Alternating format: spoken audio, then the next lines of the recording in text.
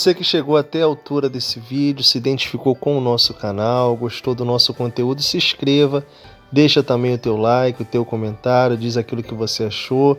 Se possível, aí, compartilha naquele grupo da família, compartilha com os amigos, que com certeza esse projeto aí ajudará muita gente, né? Gastando muito pouco, você consegue fazer um cortador de grama muito eficaz.